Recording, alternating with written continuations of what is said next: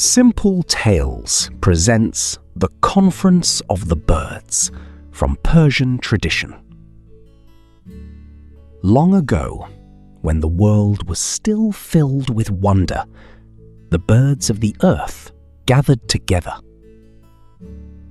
They came from forests, deserts, mountains and valleys.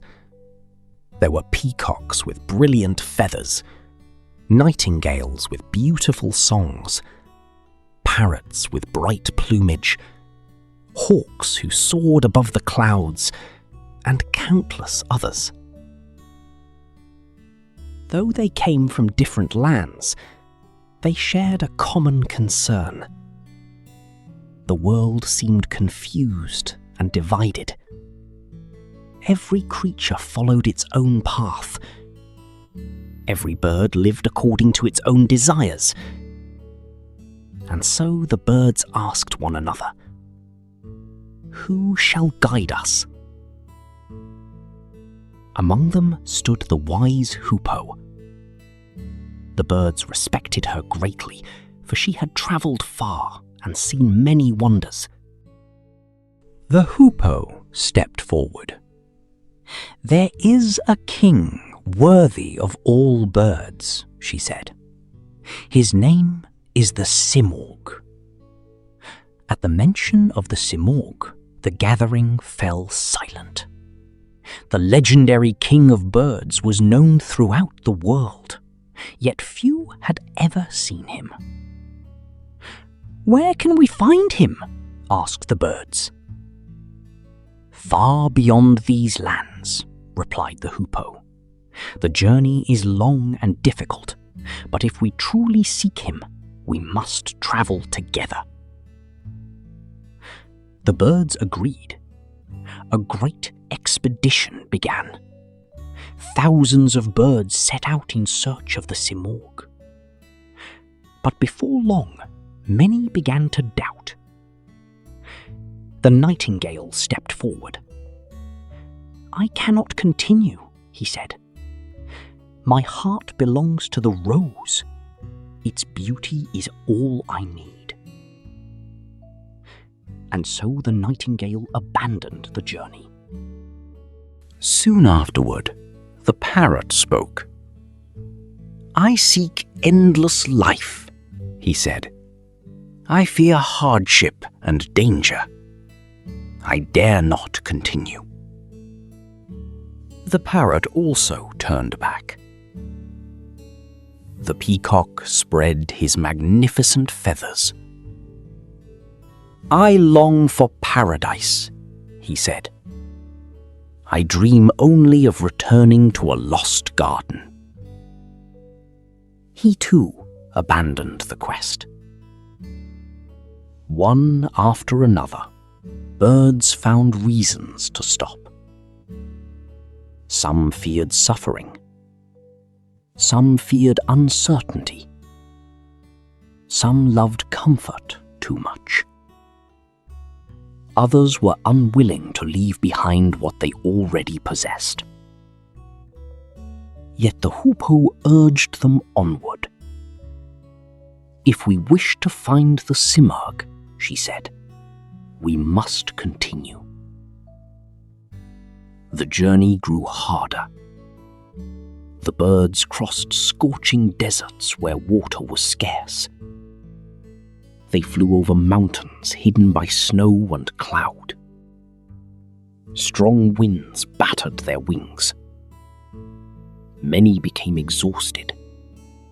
Many wished to turn back. Yet those who remained encouraged one another. When a bird grew weary, another helped it continue. When fear appeared, courage answered. When doubt arose, determination carried them forward. The farther they travelled, the more they changed. The proud learned humility. The fearful discovered courage. The impatient learned endurance, and the selfish learned to care for the flock. Years seemed to pass upon the journey. At times, the birds wondered whether the Simurgh truly existed. But still they continued, for by now they had come too far to abandon their search. At last, after countless hardships, the surviving birds reached a distant mountain. At its summit stood the dwelling place of the Simurgh. Only 30 birds remained. The thousands who had begun the journey were gone. Some had turned back. Some had lost heart. Some had simply been unable to continue. The 30 survivors looked upon one another. They were weary. Their feathers were worn. Their wings carried the marks of a long and difficult journey. Yet they had arrived. The birds approached the palace of the Simurgh. They expected to see a magnificent king, a ruler greater than any bird who had ever lived. Instead, they found only a shining lake.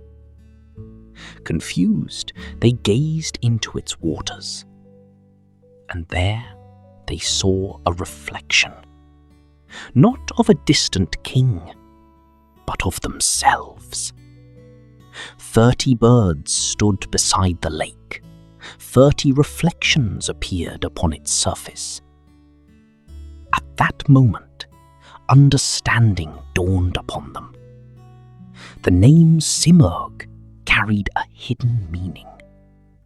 In Persian, it could be understood as 30 birds.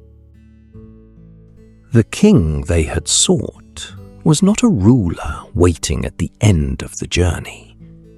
The journey itself had transformed them. Through hardship, sacrifice, courage, and perseverance, they had become worthy. The wisdom they sought had been growing within them all along. The birds stood quietly beside the shining lake. They finally understood what the Hoopoe had known from the beginning. The purpose of the journey had never been merely to find the Simurgh. It had been to become the kind of birds capable of understanding him. And so the 30 birds returned home, carrying a wisdom greater than anything they had expected to find. Sometimes the greatest discoveries are not found at the end of a journey. They are found within ourselves as we travel the path. If you enjoyed this tale, please like, subscribe, and share Simple Tales. There are many more legends waiting to be told.